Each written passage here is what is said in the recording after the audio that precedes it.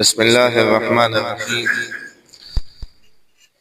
قل يا أهل الكتاب تعالوا إلى كلمة سواء بيننا وبينكم ألا نعبد إلا الله ولا نشرك به شيئا ولا يتخذ بعضنا بعضا أربابا من دون الله فإن تولوا فقولوا اشهدوا بأننا مسلمون.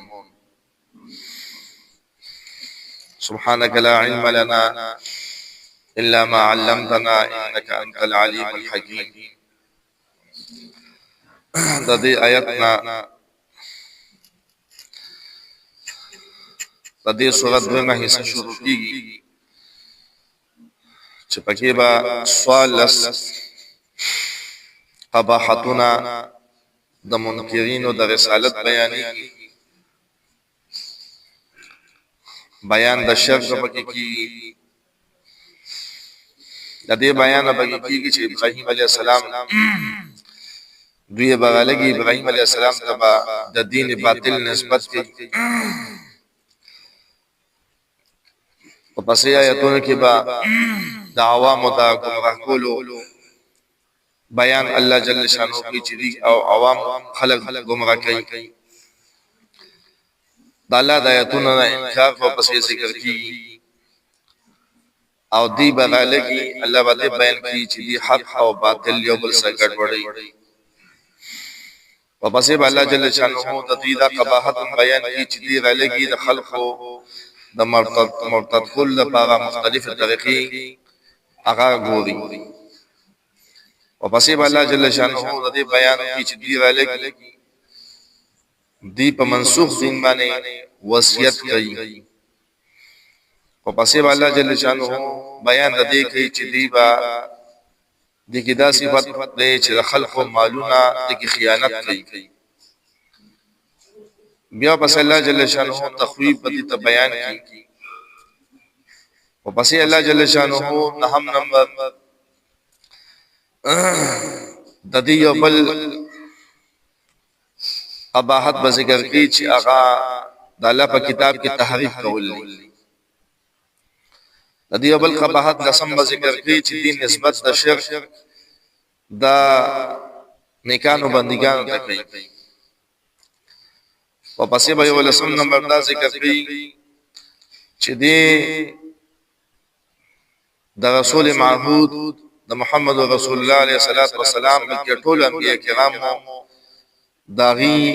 د غړل شوی دین نه مخاړي. بیا بس الله جل شانه سجغ تخفیف بیان کی، او پسې الله جل شانه د دې هغه ابتداء مرتد کېدل بیان کی سره تخفیف او خوینه. دیاله سم نمبر باندې مسلومه سباره کې بیا ابتدا کې د دې ځان د حلت او د حرمت باره کې چې انبیاء کرام باندې د وختړي الله باندې بیان او بیا به د دې دعوا په 13 نمبر قباحت دا بیان چې دا انبیاء کې رومانه قبله شکم وا نو دا بیت المقدس وا چې رومانه قبله په مقدس مکه چوا نو دا بیت المقدس وا او بیت الله وا. الله باندې غد فرمایي سجر بدا منکرین ولدتا او فرمایي مؤمنان با من کی د دې يهودو د نصارو د اطاعت او د منلو نه پدې حصہ کې بدري جوابونه د شبهات او د درو شبهات جوابونه وکړي په رسالت باندې. نو دا د دې حصے خلاصه وا. الله جل شانه چې نبی کریم علیه الصلاۃ والسلام د روم بادشاہ ته یو خط ولېګو چې هغه سرنامه دا وا چې بسم الله الرحمن الرحیم محمد رسول الله الہ هرقل عظیم هرقل بادشاہ د روم هغه ته خط ولېګو ابتدا دا بیا بس لیکلو چې سلام علی من اتبع الهدى اما بعد. سلام دی باغ چا باندې سوچ تابعدار د هدایت الله تعالی. اما بعد پس دین فإني ادعوك بدعاية الاسلام اسلم تسلم واسلم يعطيك الله اجرك مرتين. دتا ته دا دعوت ورکوم نبی رسول الله الله فرمایل خط کو تدالی کړو چې تا ته دعوت ورکوم په دعوت د اسلام باندې اسلام وروړه ته مسالم شي او اسلام ور الله پر ډبل اجر درکړي او کو چرته مخواړي د اسلام د دعوت نه نو پتا با د تمام ثم زمیداران د ستا په مملکت کې د ټول ګناه پتا باندې ساسو رعایا دي د ټول ګناه پتا باندې او بیا بس دا آیت لیکو چې قل یا اهل الكتاب تعالوا الى كلمه سواء بيننا وبينكم الا نعبد الا الله. دی آیت کې دا دي چې الله جل شانو فرمایي قل اے پیغمبر او یا اهل الكتاب اے اهل کتاب تعالوا راشي الى كلمه سواء یو خبره تا چې هغه برابر ده بیننا و بینکم زمون په میاس کې او استاد په میاس کې دلته کې څه اختلاف نشته هغه اتفاقی مسله ده دا څه خبره چې هغه اتفاقی دغه څه اختلافیات خپل ځای باندې مسایل سره وګورو خو چې د اتفاقی او مو اتفاقی کې تاسو ولې پای کې موږ سره زد و عینات کوي بعض خلک یې بغي د زد و عینات په وجه باندې د چا سمون برداشت کوي سامت هم غلط ویا او غلط نو به خود غلط وي خدا ډېر غړ ظلمي چې چا سامت غلط ویل قصدن عمدن د عینات په بنیاد باندې د تعصب په بنیاد باندې د بغض په بنیاد باندې د پټ پرسته په بنیاد باندې د ډله پرسته په بنیاد باندې ډېر ظلمي نو خبر صدا هغه دا چې الله نعبد الا الله الله نعبد چې موږ عبادت او بندګي نه کوو الا الله علاوه الله تعالی دبل چا الله نه علاوه د اچا عبادت قبل نکو ولا نشرک به شیئا نو دا کومه اتفاقی ده دغه په دین کې متوارات انجیل کې دا او قران کې دا دي ولا نشرک او مون شریکو بنا به اغسرا شیئا حسکم وغا انبیاء دي وغا اولیاء دي کو هغه ملائک دي کو هغه جاندار دي او کو بیجان بوتان ولی ندی لغس امید او کنور دی کو استوری دی کو بوتان دی اس سوک با اللہ سا شریکونا دا خو اتفاقی دا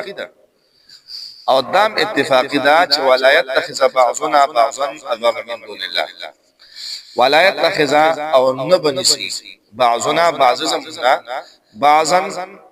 بعض نور لا اغبابا اختیارمن دا قانون شرعی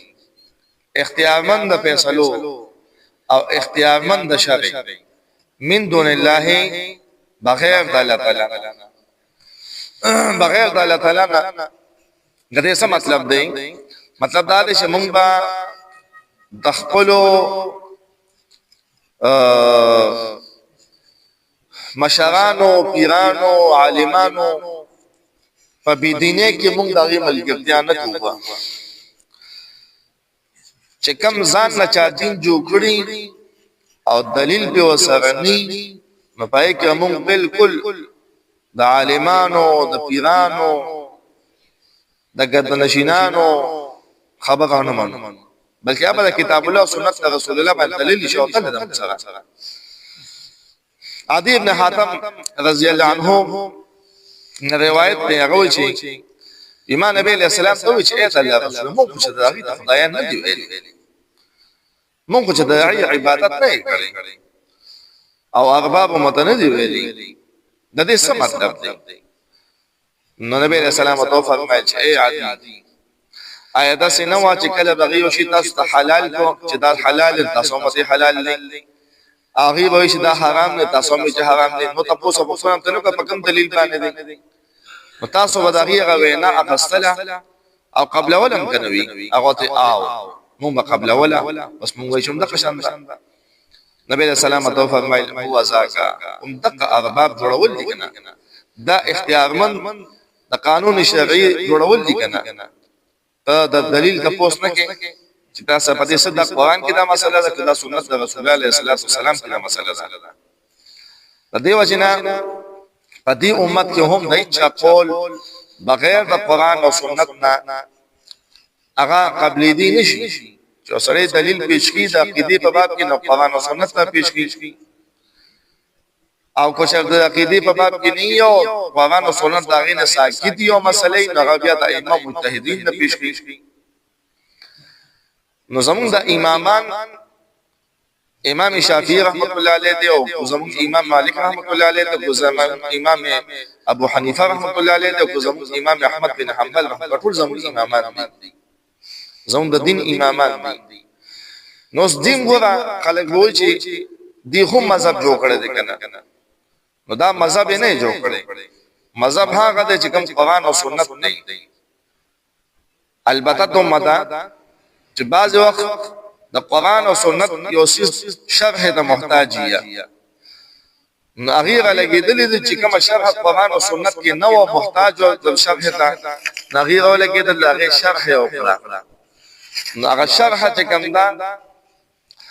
نو د دې موږ دا په پسې خلق چې کوم دی د هغه تشریح مطابق قرآن او سنت باندې عمل کوي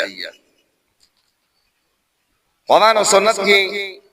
یو لفظ راغلی دی یو جمله راغلی یو ځای راغلی چې هغه څه دی چې هغه بیان ته محتاج دی خلک پوهیږي نه چې د دې څه مطلب دی نو امام ابو حنیفه امام مالک امام احمد بن حنبل امام شافعی رحمهم الله دی د خپل فهم د صحابه او حالات د اهل مدینه حالات قرآن سنت لغت د خلقو رواج دا ټول د زمانه صحابه کرام یا تابعین یا تبع تابعین هغه ته کتل دي دا هغه مطابق د قرآن او سنت کې تشریح جامعه کړی دا نو چا امام ابو حنیفه رحمۃ اللہ علیہ شرح فرض ناغي پس روان دي د قرآن او سنت عمل دغه شرح مطابق کوي نه ته احناف کوي سو کوله کې د امام شافعی رحمۃ اللہ علیہ او شرح خوخه شو نه ته شوافعی هغه عمل کې قرآن او سنت باندې شاد امام مالک رحمۃ اللہ علیہ شرح خوخه شو نو هغه مطابق عمل کوي او هغه پس هغه شرح کې روان دي او دین کې پس نه روان دین کې قرآن او سنت پس روان دي عمل په قرآن او سنت کې خو شرح چې کوم د قرآن او سنت د امامانو کړه دا نو هغه پس روان داغه مطابق قرآن او سنت باندې عمل کوي خو بیا امامان خوري زیات دي شوی دي پسونو امامان دي شوی دي پسونو په دې امت کې ټول زمون امامان دي د دین ستنې وي د دین علامه وي د دین خادمانو د قرآن او سنت خادمانو مونږ د ټول د سر تاجونه دي البته دا سلوک مذهبونه د سیوا چې د دې مسائل او تشریحات د ضرورت زندگی مطابق زیاتره موجود و چې هغه د زندگی په هغه پهلو کې دغه شرح موجود و نو دا سلوک به مشهور شو د نو شرح چې کوم نه غته منوي کم ضرورت زندگی نه پوره کولای نو د دې وجنه هغه مشهور نشو او یو امام کنده داسې نشتا چې هغه قرآن او سنت طریقې د دینه پس روان شي ځان نه دین جوړ کړی دي البته انسانانو غلطۍ کې دي معصوم نو بعض وخت خطاګان هم شوي دي اجتهادي امام ابو حنیفه صاحب نشوي دي امام شافعي صاحب نشوي دي امام مالک صاحب نشوي دي احمد بن حنبل نشوي دي رحمهم الله خو پای غلطو کې بس څوک هم نه دي روان فقه حنفی کې ډېر فتوی د امام ابو حنیفه په مذهب باندې دغه شرح مطابق نه دي دغه د فقه مطابق نه دي ډېر مسالې پکې د امام ابو یوسف او د امام محمد رحمت الله علیه رحمهم الله دغه په مذهب باندې دي او پنځلس کو یا شپارس یا ولس فتوی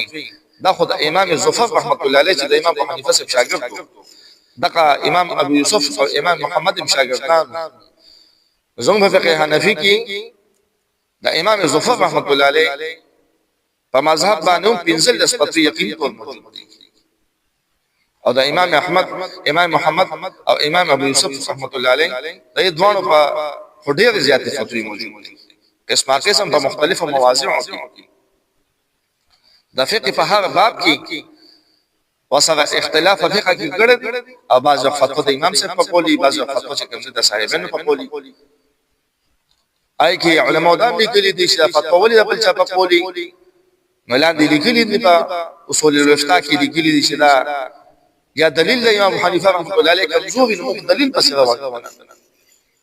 مال ته صاحبینو او د امام ابو یوسف او د امام محمد رحمهم الله داغه دلیل مضبوطی په بنیاد باندې مقطع هغه باندې وو کدی وجه کو احناف دي او شوافع دي او مالک دي او حنابلة دي دا ټول چې کوم دي اهل سنت والجماعت دي او په دې سلو باندې د څوکم داخل تم اهل سنت والجماعت دي او دا صحیح په طریقه باندې روان دي قرآن او سنت عاملین دي نو دا څوک خدایان نه ګڼي او کو څوک ګڼي چې د امام ابو حنیفه رحمه الله علیه خامخابل قرآن او سنت تطبیق دوه غبالو نو دا بالکل ارباب من دون الله کې داخل دي څوک هم څه کوي نه څوک جهالت په بنیاد کې دا خپل جهالت پیدا لکه امام حنیفه رحمه الله علیه تقریبا د ډېر امامانو دا قول دا غینه نقل لري چې زمونږ خبره کم څه کوم د قرآن او د سنت مطابق نه نو زمون قول هغه پرېک د قرآن او سنت والے زمون د قول وی دیوال ته دغه خو اختیارمند شرح الله دې سره رسول الله علیه الصلاۃ والسلام چې کوم نه داغي په خپل مبارک باندې یو وحی جلید او یو وحی خفیده یو د قرآن په شکل کې یو سنت رسول الله علیه الصلاۃ والسلام په شکل کې دا ټول وحی دي اختیارمند شرح یو الله دی خدای امامان دا معصوم نو خطاګانې تشوي دي کیږي چې دې تبع معصومین چې کوم یو انبیاء کرام په دنیا کې نو دا کم سړی راولږي او هغه راولږي د خپل پیر او د خپل استاد او د خپل امام خبره دومره ترقی ورکی دومره توجه ورکی چې هغه الله د خبره مطابق کی یا دغه مقابله کی نشغه مقابله کی شو نو بس بیا خو ارباب من دون الله کی یقیني تور داخله شو لکه زموږ په علاقه په خوا پیرانو او نغیبا چې چا په ګوته باندې اشاره کوله د اشهد هو رسول کی اشهد ان لا اله الا الله دغه باندې تشهود کی کوم اشاره په سببات وي په صحیح احادیثو کې راغلي دا او مخکنی پیرانو دغه مریدان زو په علاقه باندې بوي چې کوم سړی دا کوته باندې اشاره کی په لور ته کوته کټ دا ولې ودانشته په دین کې دا بدعت دی په لور ته کوته کټ او سوسیس په قرآن سنت کې راغلي رسول الله صلی الله علیه وسلم نه په صحیح احادیث باندې ثابت دی نو څنګه ته کوته کټ کې اخبا مستحب باندې او په سنت طریقه باندې عمل کوي او بیا کوم مریدان را لګیدلی نو هغه خپل پیغه غوینا به بالکل منل داسې منل چې کوم سړی په امام او هغه اشاره به سبب او نو هغه به د امامت نه کټ کول ودا ته اشاره والی تزال بالجماعت او قدوم امام نشي جوړې دي لازم د پیغه خلاف دا افضل من دون الله جوړو نه پوهته په بنیاد لګیو خلک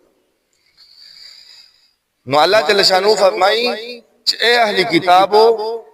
يهود او نصارا او راشه چې کوم کې تاسو اختلاف ساتي او ساتي خو چې کوم اتفاقی دی ته راشه کنه تاسو اتفاقی کوم اتفاق کوي هغه د الله نه علاوه بل چا عبادت نه کوه الله سره شریک څوک نه جوړوا او د قشان چې کوم دی یو بل به اختیارمند د شرع اختیارمند د قانون شرعي نه ګرځوا او ټول صفات دي کې نه کار صفاتونه درې وړاندې کې موجود نو الله جل شانه نبی کریم علیه الصلاۃ والسلام فرمایي فإن تولوا پس کو دوی مخ واړول نو فقولوا وتویا تاسو ته وایي چې اشهدو